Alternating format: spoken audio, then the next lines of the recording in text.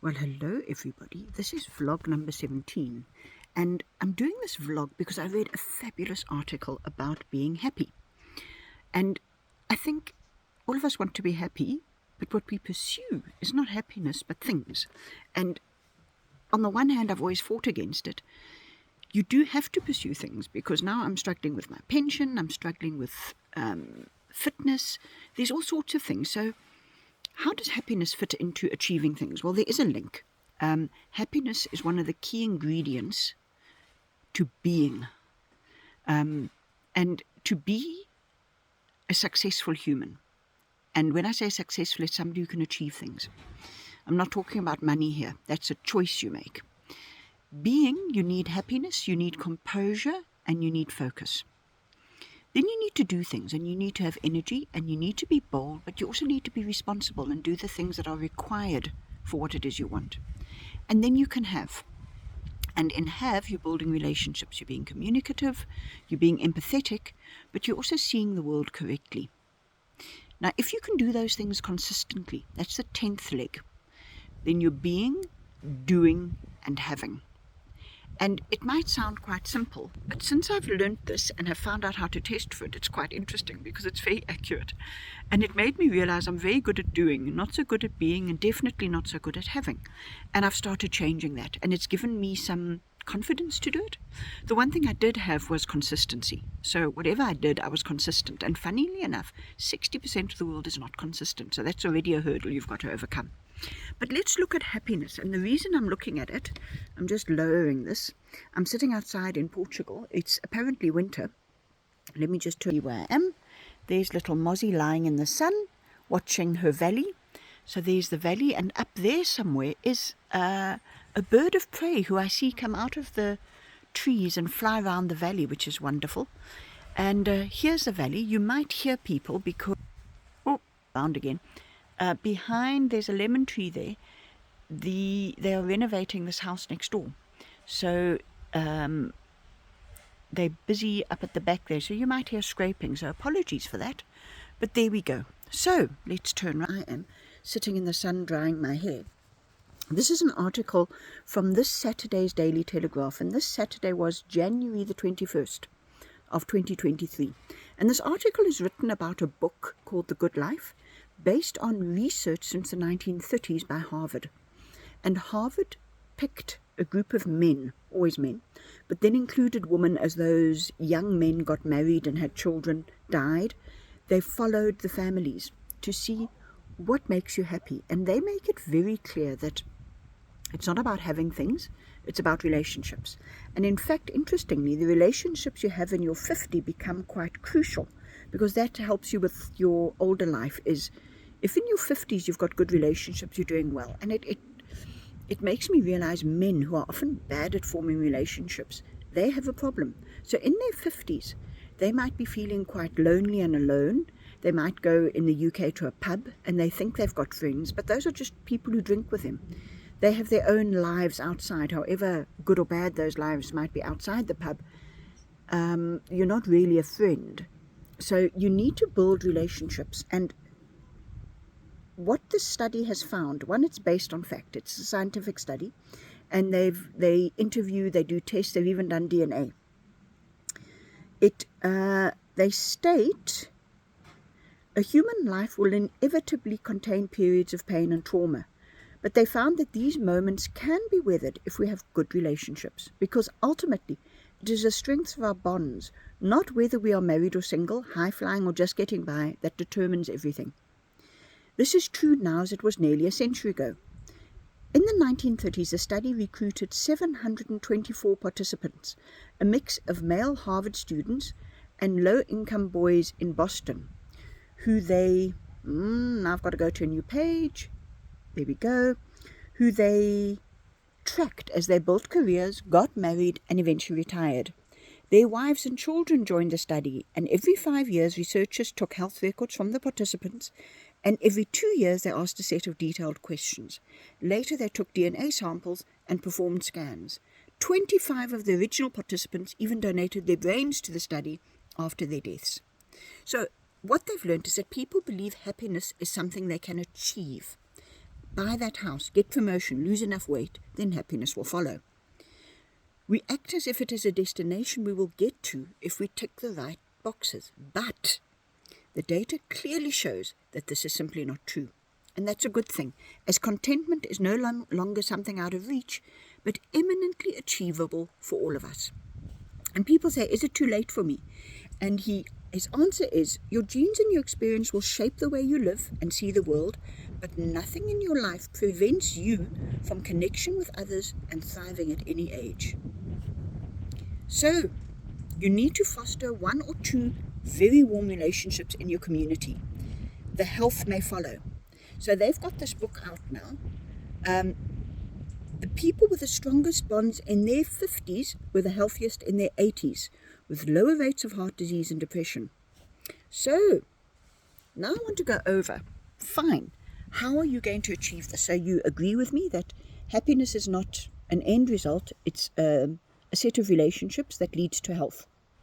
So the first one is, of the 7, is tally all the people you could call in the night with a problem.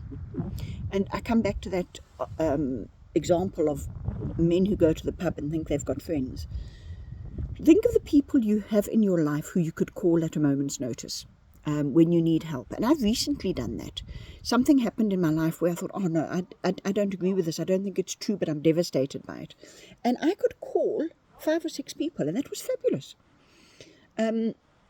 I was saying to a friend, I don't know how I've got these relationships. I don't know what I've done to deserve them, but I've got them. And you need to foster them. And they'll give you some ways to foster relationships, but look at what you've got. Now, it might only be 1 or 2.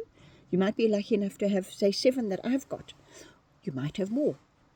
It could be family, it could be friends. Now, funnily enough, mine aren't family, they're friends. But if you don't foster them, they're going to die. The number 2 on the 7 things you can do to foster good relationships that leads to health and happiness.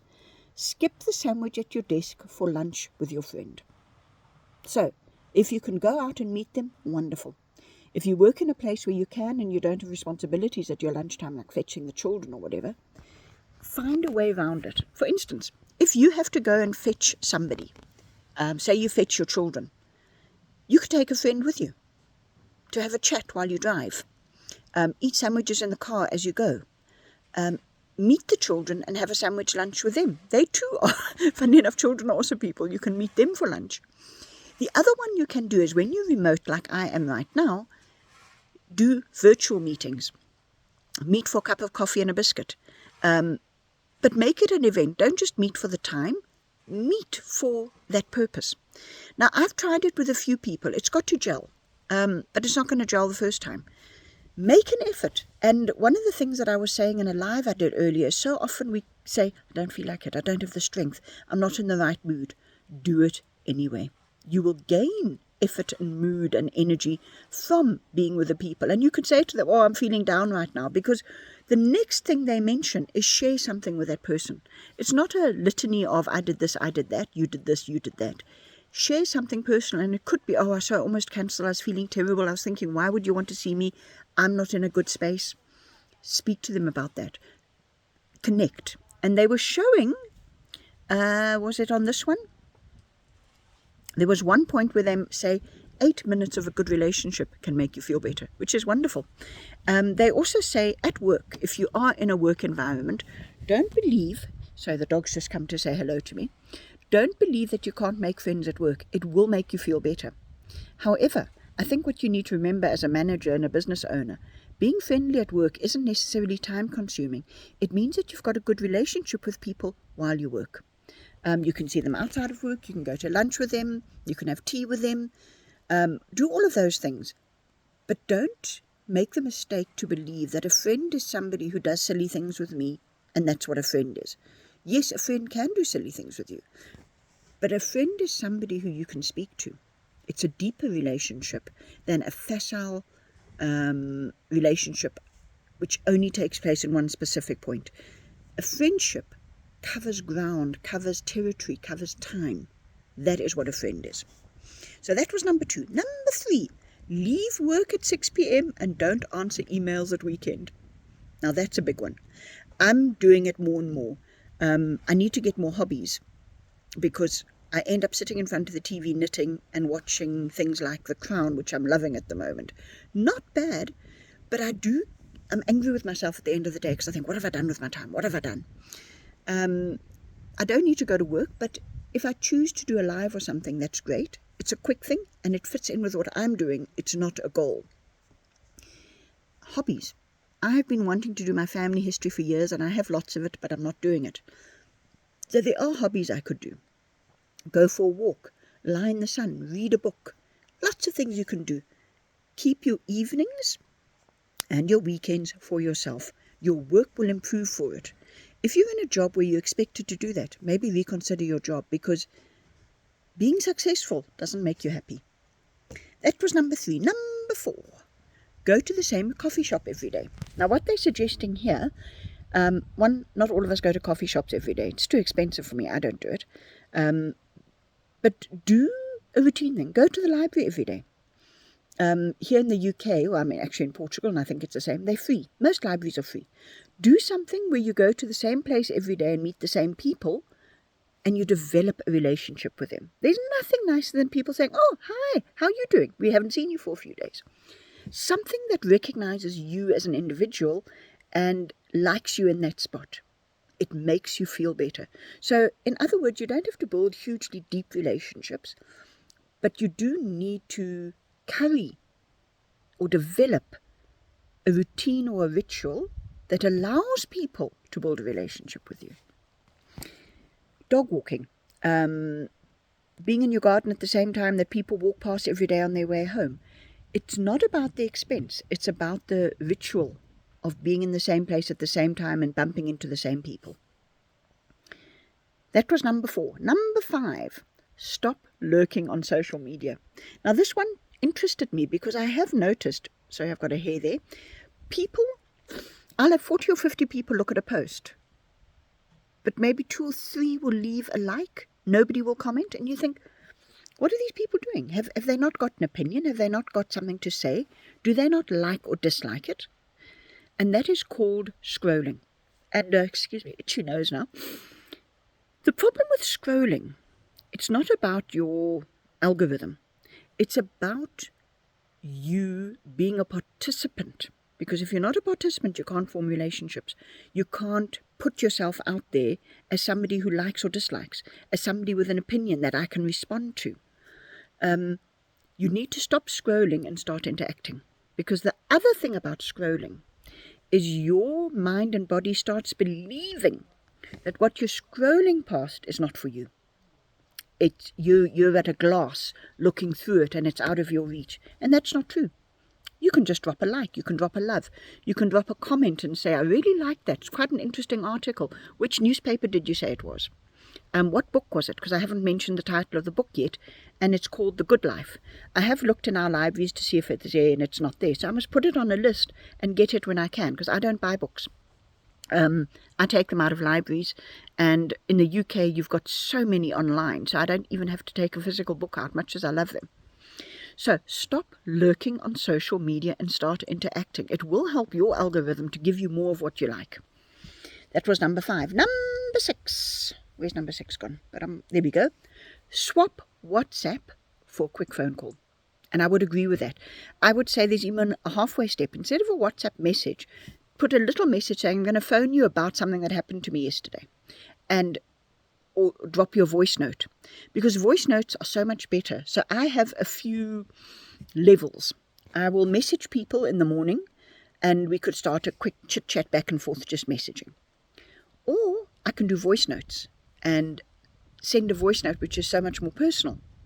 The person can answer me when they're ready. So you can set up a whole conversation, what we call asynchronous. It's not at exactly the same time. We're not sitting looking at each other, whether it's a screen or a telephone or over a coffee table.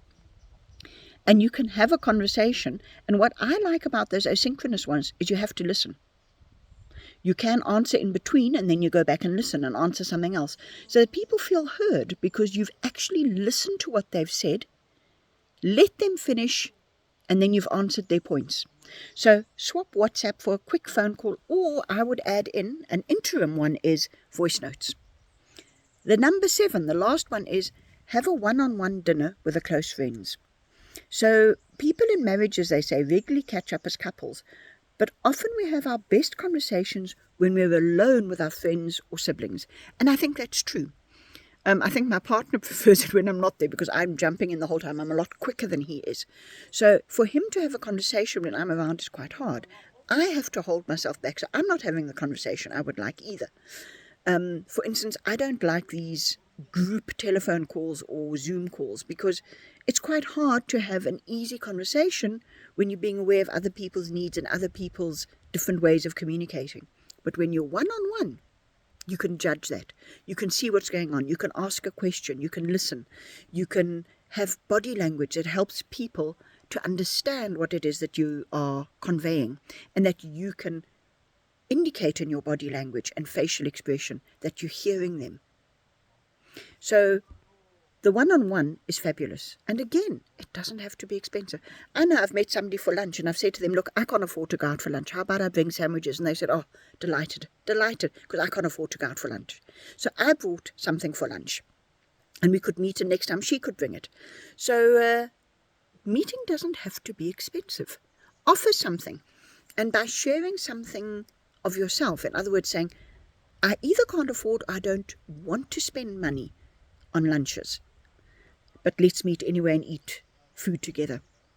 And that, I think, is so important. So to summarize, there are 7 easy things you can do to be happy. And happy is not a destination. It's not an achievement. It's a journey.